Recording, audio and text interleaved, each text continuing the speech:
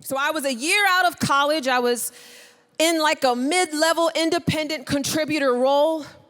I was handling quality assurance for the 5th largest property and casualty insurance company in the nation at the time. And, you know, it was a good job. It paid okay. I mean, it wasn't a bad job. But y'all, I knew that there was more on the inside of me. And so I would periodically scan the career websites just to see what other jobs were available. Any of you all do that?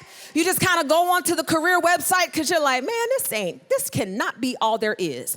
So I went onto the career website. I would look at all types of jobs. And y'all, I remember one day I saw this job. It was a newly created role. And the title alone captivated my heart. I said, that's my job.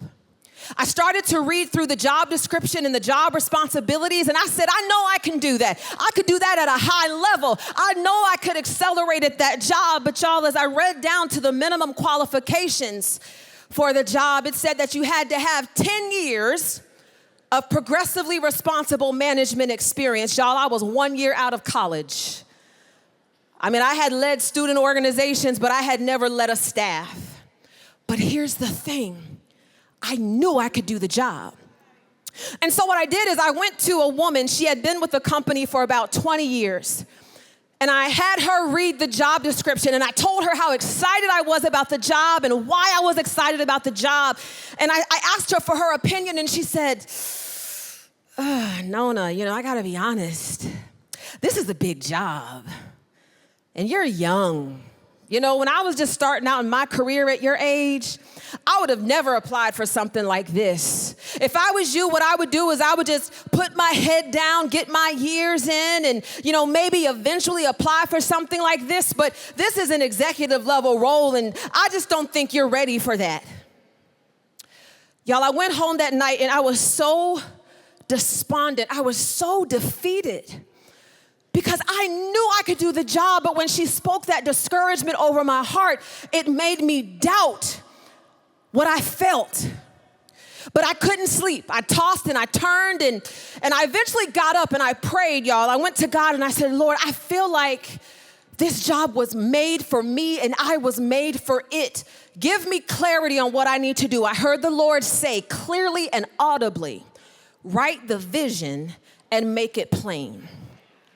So the next day I got up, I got on PowerPoint, y'all, and I put together a presentation deck that was outlining all of my ideas and the organizations I would work with, because you see, the job was responsible for building the company's Southeastern community engagement strategy and building its diverse markets acquisition strategy. And so I started to outline how I would approach leading the company into the Hispanic community and the African American community and the Asian community throughout the Southeast. I shared demographics in the deck. I talked about strategy in the deck before I even knew what strategy was. And then I had a printer print out the deck. I had them bind the deck and put it into a portfolio and make 2 copies. After work that day, I went to the hiring vice president's office when everybody was gone, and I placed a copy of that portfolio on his chair.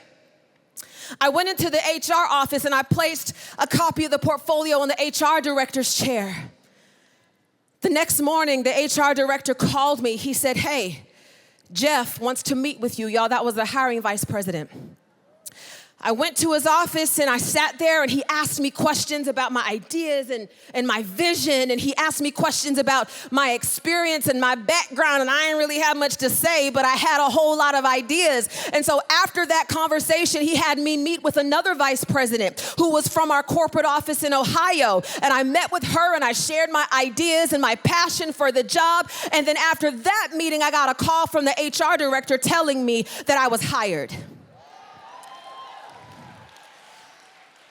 But here's what I learned from that experience, y'all. You see, that woman was well-meaning. She wasn't malicious, but she made the common mistake of filtering my potential through her perceived limitations. And this is why I need you to hear me, my sisters. Never share a God-sized vision with somebody who can only believe as far as their human power. if God places a vision on the inside of you that is impossible for you, what that means is it's not even about you, it's about him. And so we have to stop checking these things with other people to see what they think. And, well, do you think I should apply? And, well, do you think I'm qualified? Because if God placed the vision and the passion on the inside of you, that means that you may not be qualified, but sister, you are called. We have to learn that sometimes there are dreams that we just don't need to share with people.